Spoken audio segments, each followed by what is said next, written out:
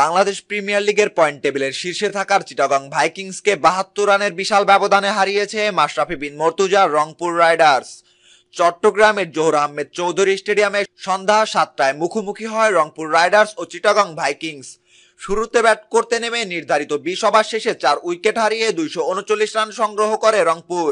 240 রানের লক্ষ্যে ব্যাট করতে নেমে চিটাগং ভাইকিংসের ইনিংস থেমে যায় 167 রানে। দলের পক্ষে ইয়াসির আলী সর্বোচ্চ 78 রান সংগ্রহ করেন। অন্যদিকে 4 ওভার বোলিং করে 3 উইকেট তুলে নেন রংপুরের অধিনায়ক মাশরাফি বিন মর্তুজা। এর আগে টসে জিতে ফিল্ডিং এর সিদ্ধান্ত নেন চিটাগং ভাইকিংসের অধিনায়ক মুশফিক।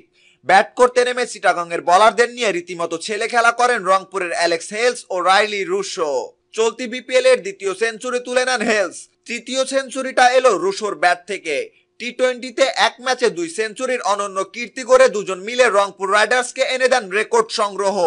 নির্ধারিত 20 ওভার শেষে 4 উইকেট হারিয়ে 239 রান সংগ্রহ করে রংপুর। বিপিএল এর ইতিহাসে এটি সর্বোচ্চ দলীয় স্কোর। 2013 সালের আসরে রংপুর রাইডার্সের বিপক্ষে 4 উইকেটে ঢাকা ডায়নামাইটসের 217 রান ছিল সর্বোচ্চ স্কোর। হেলস ও রুশো ব্যাট হাতে ঝড় তোলেন। দুজনেই তুলে নিয়েছে সেঞ্চুরি। বিপিএল এর ইতিহাসে এক ইনিংসে 2 ব্যাটসম্যানের সেঞ্চুরি পাওয়ার রেকর্ড এটি প্রথম।